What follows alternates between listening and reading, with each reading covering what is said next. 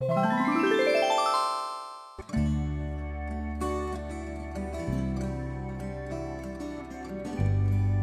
students, welcome to my channel Roots of Economics.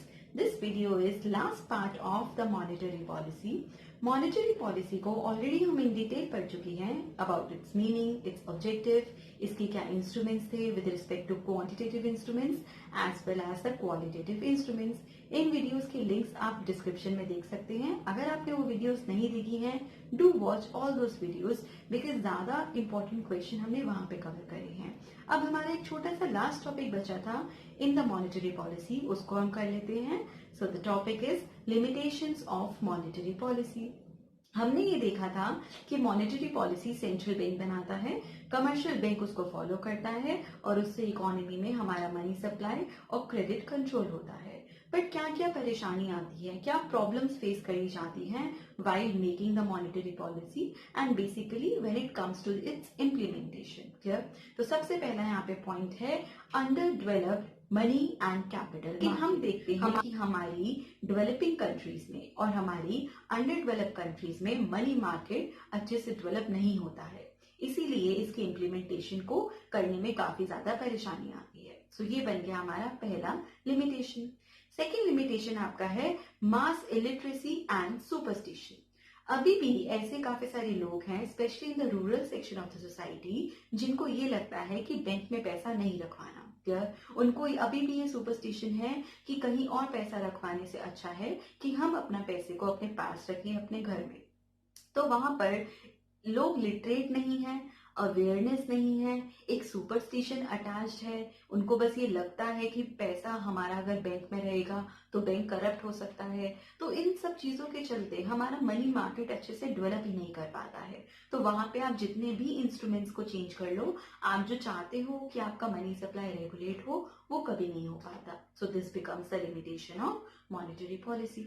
Next आपकी है कि जो हमारी मॉनेटरी पॉलिसीज हैं उसको जब हम ऑपरेट करते हैं रियल लाइफ में, तो हमारा रियल लाइफ इतना ज्यादा कॉम्प्लेक्स है, हमारा इकोनॉमिक सिस्टम इतना ज्यादा कॉम्प्लेक्स है कि कभी कभी हमारी मॉनेटरी पॉलिसी उसके साथ एक कोऑपरेटिव रिलेशन एस्टैब्लिश नहीं कर पाती है। हमने इंस्ट्रूमेंट को इंक्रीज या डिक्रीज करा किसी भी पर्टिकुलर इंस्ट्रूमेंट को, लेकिन इकोनॉमिक के एक कॉम्प्लेक्स नेचर की वजह से वो हो सकता है कि आपके चेंजेस आपकी इकोनॉमी में फिट ना करे। So this becomes another limitation of monetary policy.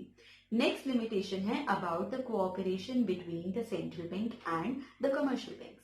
Central bank ने पॉलिसी बनाई मॉनेटरी पॉलिसी जो फॉलो किसको करनी है, अल्टीमेटली आपके कमर्शियल बैंक्स को। लेकिन अगर कमर्शियल बैंक्स हमारे सेंट्रल बैंक के साथ कोऑपरेट नहीं कर रहे हैं, वो उनके इंस्ट्रूमेंट्स को फॉलो ही नहीं कर रहे हैं, तो क्या कोई मोटिव रहा हमारा मॉनेटरी पॉलिसी बनाने का? Definitely not. So this becomes another limitation, lack of cooperation between the central bank and the commercial banks. Last हमारा है पुअर ट्रांसमिशन मैकेनिज्म। इसका क्या मतलब होता है कि सेंट्रल बैंक ने पॉलिसी बना ली, रेपो रेट को हमने क्या करा, चेंज करा, लेकिन इसी के साथ सेंट्रल बैंक ये एक्सपेक्ट करता है कि कमर्शियल बैंक उसको फॉलो करे और उसका अल्टीमेटली रिजल्ट कहाँ पे दिखना चाहिए? हम जो लोन्स देते हैं जनरल पब्लिक को, कमर्शियल बैंक जो लोन देता है जनरल पब्लिक को। तो अगर आपने पॉलिसी बना दी, सेंट्रल बैंक ने पॉलिसी बना दी, कमर्शियल बैंक ने उसको फॉलो करा, लेकिन कमर्शियल बैंक ने जब आगे लोगों को लोन दिया उसके रेट में कोई चेंज नहीं करा, तो हमारा ट्रांसमिशन कैसा हुआ? पुअर। क्योंकि यहाँ पे ट्रांसमिशन का मतलब समझिए, सेंट्रल बैंक ने चेंजेस करे कमर्शियल बैंक के लिए और ये एक्सपेक्ट करा कि कमर्शियल बैंक चेंजेस करेगा किसके लिए? हमारी आम जनता के लिए। एग्जाम्पल से समझ लेते हैं इसको। मान लो कि रेपो रेट है, आज की डेट में जो भी रिसेंट मॉनेटरी पॉलिसी आई है, हमने रेपो रेट को क्या करा है, रिड्यूस, क्योंकि हमारी सेंट्रल बैंक चाहता है कि कमर्शियल बैंक क्या करे, लोगों को सस्ते में लोन दे सके। तो रेपो रेट को रिड्यूस करके हम कमर्शियल बैंक को क्या करना चाह रहे हैं, एक इंसेंटिव देना चाह रहे हैं कि commercial banks now you can take loan from the central bank very easily. वो अगर लोन ले भी लेते हैं, लेकिन जब तक हमारे कमर्शियल बैंक हम लोगों को, पब्लिक को लोन सस्ते में नहीं देते हैं, तो क्या कोई मोटिव सर्व हुआ रेपो रेट को रिड्यूस करने का? नहीं। रेपो रेट को रिड्यूस करने का मतलब क्या है? इनडायरेक्टली हम मनी सप्लाई को इंक्रीज करना चाहते हैं, लेकिन हमारी इकोनॉमीज में ट्रांसमिशन मैकेनिज्म इतना ज्यादा स्लो है कि सेंट्रल बैंक जो एक्शन लेता है वो कमर्शियल बैंक से पब्लिक तक आने में बहुत ज्यादा टाइम लग जाता है।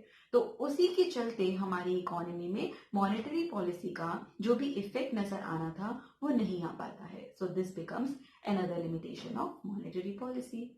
So these are some of the points related to the limitations.